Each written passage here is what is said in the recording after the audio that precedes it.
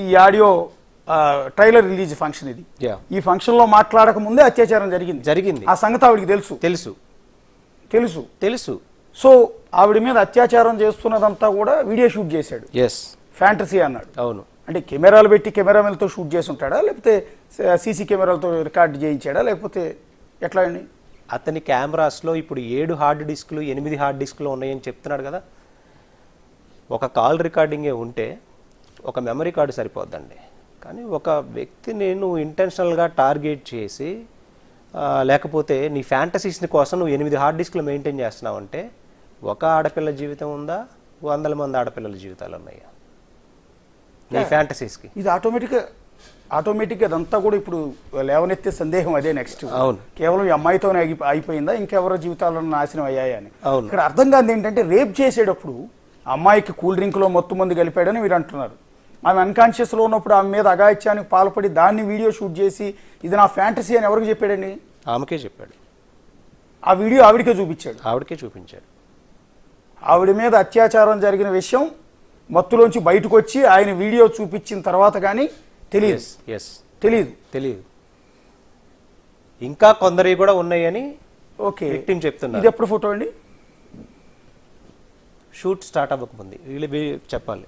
During టైంలో అండి, shoot జరుగుతున్న టైంలో. ఆవిడ బర్త్డే అనుకుంటా కదా, కేక్ ఆవిడ బర్త్డే.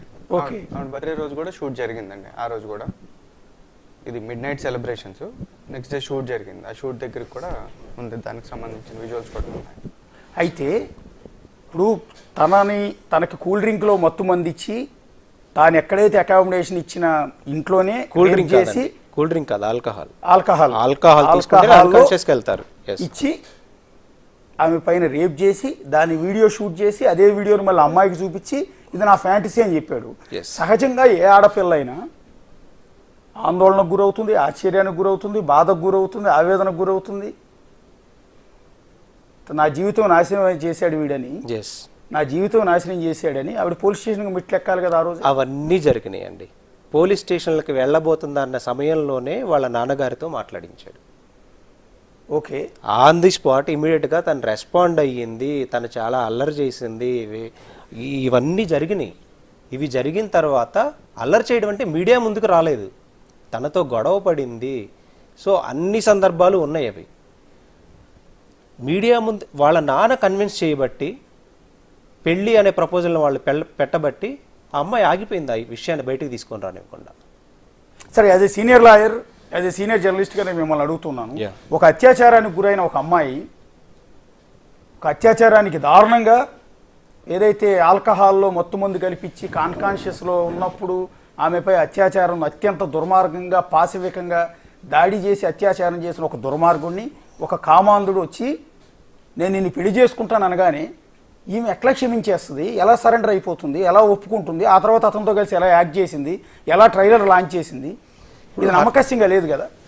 ఇప్పుడు మీరు ఒక విషయం అర్థం చేసుకోవాలి, వాళ్ళిద్దరు ఒక సెలబ్రిటీ స్టేటస్లో ఉన్నారండి. ఈరోజు ఆ అమ్మాయి ఎంత వేదనకు గురైతే మీడియా ముందుకు వచ్చిందో మనం అర్థం చేసుకోవాలి. ఆ రోజు రాలేదు అనకపోవడానికి మీరు దుర్మార్గంగా చేశాడా, ఎలా చేశాడా, అతని వీడియోస్ తీస్తే బయటకు వస్తాయి. అతను దుర్మార్గంగా చేసి ఉండకపోవచ్చు, లేకపోతే కేవలం వీడియోసే రికార్డు చేసి ఉండొచ్చు.